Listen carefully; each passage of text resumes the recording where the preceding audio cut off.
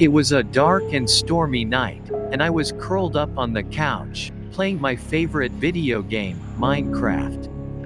I had been playing for hours, building and exploring, and I was starting to get a little tired. As the storm raged on outside, I decided to take a break and make myself a snack. I stood up, stretched, and made my way to the kitchen. But as I turned to leave the room, I noticed something strange on the screen. The game had changed. Gone were the familiar blocks and landscapes of my Minecraft world. In their place was a twisted landscape, filled with twisted creatures. I couldn't believe my eyes. This wasn't possible.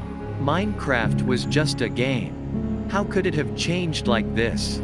But as I stood there, frozen in shock, I realized that this was no ordinary glitch. This was something much worse. I tried to leave the game, to shut it off and walk away, but I couldn't. I was trapped in this twisted, hellish version of Minecraft. I don't know how long I played that night, but it felt like an eternity. I was running and hiding, trying to stay alive, but no matter what I did, the monsters always seemed to find me. And then, just when I thought I couldn't take it anymore, I saw it. The Ender Dragon, the deadliest monster in the game. I knew I had to defeat it, or I would be trapped in this twisted version of Minecraft forever. So I gathered all of my strength and courage, and I charged at the Ender Dragon with all my might. I don't remember much of the battle that followed. All I remember is the pain, the fear, and the darkness that seemed to consume me.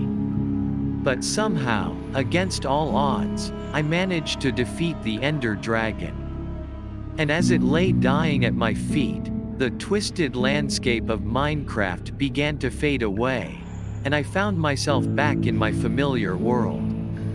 I collapsed to the ground, exhausted and shaken, but alive. And as I lay there, I knew that I would never forget the horrors I had faced that night. The horrors of the twisted, hellish version of Minecraft that had nearly claimed me. I sat in my bedroom for hours, trying to come to terms with what had happened. My hands were shaking, and I couldn't stop thinking about the twisted, hellish version of Minecraft that I had encountered. I knew I had to tell someone, but who would believe me? It sounded like the ramblings of a madman.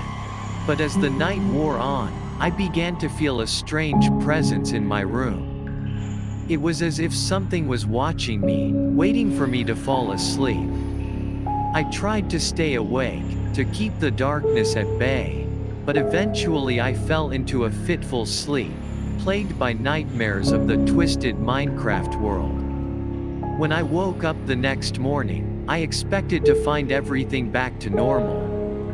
But as I walked downstairs, I saw that my house had been destroyed. The furniture was smashed, and the walls were covered in strange symbols and markings. I knew then that the horrors of the twisted Minecraft world had followed me into the real world.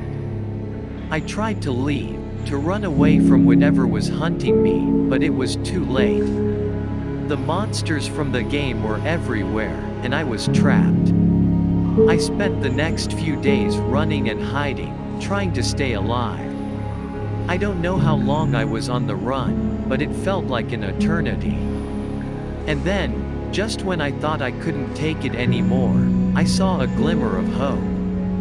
A portal, just like the one that had brought me into the twisted Minecraft world. I knew it was my only chance.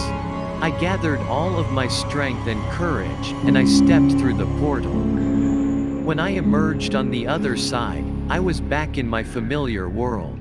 The horrors of the twisted Minecraft world were behind me, and I was finally free. But even now, years later, I can't shake the memory of that terrifying experience.